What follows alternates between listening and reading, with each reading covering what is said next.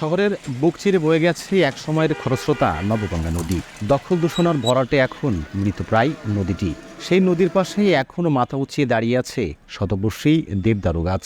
গাছগুলো ঘিরে তৈরি করা হয়েছে পৌর ইকো পার্ক। প্রতিদিন শত শত মানুষ সেখানে আসলেও বেশিরভাগই জানেন না গাছগুলো রোপণ করেছিলেন সাহিত্য সম্রাট বঙ্কিমচন্দ্র চট্টোপাধ্যায়। এমনকি বর্তমান প্রজন্মের অনেকেই জানেন না কে বঙ্কিমচন্দ্র চট্টোপাধ্যায়। 1885 সালের 1 জুলাই বঙ্কিমচন্দ্র চট্টোপাধ্যায় ঝিনাইদহের ডেপুটি ম্যাজিস্ট্রেট ও ডেপুটি কালেক্টর তৎকালীন মহকুমা প্রশাসক পদে যোগদান করেন। তখন ডেপুটি ম্যাজিস্ট্রেট ও ডেপুটি কালেক্টরের বাংলো ছিল নবগঙ্গা নদীর তীরে, যা বর্তমানে সড়ক ও জনপদ বিভাগের বাংলোর সামনে। আর সেই খরস্রোতা নবগঙ্গা নদীর পাড়েই গাছগুলো রোপণ করেছিলেন তিনি।